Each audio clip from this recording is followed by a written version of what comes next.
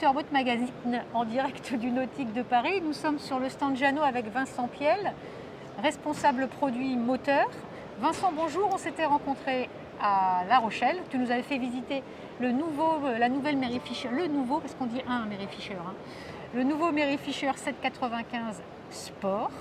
Donc cette gamme Sport, vous avez volontairement ici au salon fait un espace dédié à cette gamme. Est-ce que tu peux vraiment nous expliquer quel est le principe, quel est l'ADN, on va dire, de cette nouvelle gamme?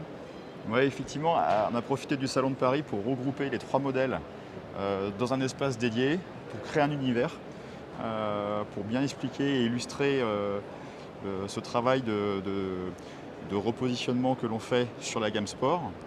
En fait, c'est une évolution de la gamme Marlin que l'on connaît jusqu'à présent. Qui était trop typé pêche? C'est pas trop typé pêche, c'est que on veut justement, c'est ouvrir. Le nom Marlin était typé pêche. Le nom Marlin est très typé pêche. Déjà, le nom Mary Fisher est typé pêche, le nom Marlin encore plus. Et du coup, on veut ouvrir le marché à d'autres activités sportives, parce qu'aujourd'hui, on peut faire beaucoup de choses sur l'eau. On va pouvoir faire du paddle, on va pouvoir faire du kayak, explorer des criques.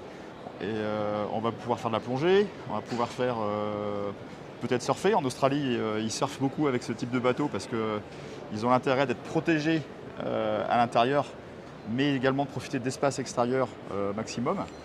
Donc du coup, on trouvait que c'était trop restrictif. D'accord, donc un bateau beaucoup plus multi-activité. Voilà. Et bien sûr, la pêche reste complètement possible. C'est la gamme dédiée pour la pêche. Mais on veut ouvrir ce marché et du coup c'est profiter des espaces extérieurs maximum. C'est ce qui fait toute la différence entre les Mary Fisher Weekender, donc plutôt croisière, qui eux donnent beaucoup de confort intérieur, et la gamme Sport qui elle donne priorité à un maximum d'espace extérieur tout en étant protégé donc avec des à plus l'intérieur grands du cockpits. bateau. Avec des plus grands cockpits et surtout avec 2 cockpits. Un cockpit arrière, maximum convertible avec des banquettes rabattables, et également un vrai salon de cockpit avant, qui pourra servir de station de pêche supplémentaire pour les pêcheurs, mais qui pourra aussi servir pour la famille d'un coin salon supplémentaire. Très bien. La gamme, elle est composée donc de 3 modèles. Le 795 qui est la nouveauté dévoilée à La Rochelle. Oui. Mais le 695 Marlin qui devient Sport et le 895 Marlin qui devient le 895 Sport. Voilà, le 895 c'est le flagship de la gamme. Très bien.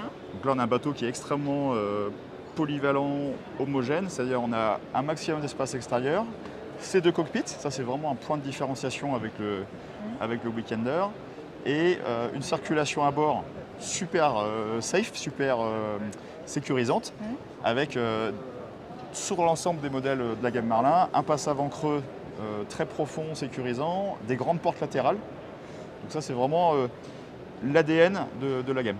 Très bien. Est-ce que tu peux nous dire quel est à peu près vos pronostics, on va dire, au niveau vente entre la série Weekender et la série Sport? Alors ça va beaucoup dépendre des marchés. Ce qu'on voit aujourd'hui, c'est qu'on a le 895 Sport qui a un immense succès. On a vraiment amené un bateau qui est extrêmement homogène, et qui amène des choses pour son budget. Qu'est-ce que c'est comme budget justement? On est aux alentours de... Un 895, on est aux alentours de 180 200 000 euros suivant la configuration, parce qu'aujourd'hui on a une multitude d'options. Parfois je pense que les lecteurs sont un peu perdus dans la liste d'options, mais le fait qu'on soit un fabricant mondial aujourd'hui fait qu'on a des options très très variées. Pour pouvoir toucher tous les marchés, voilà. Bien sûr. Et ensuite, en ratio, ça va être peut-être un tiers, 2 tiers entre Sport et Weekender. Et Weekender, ok. Merci beaucoup Vincent Avec plaisir, pour ces explications.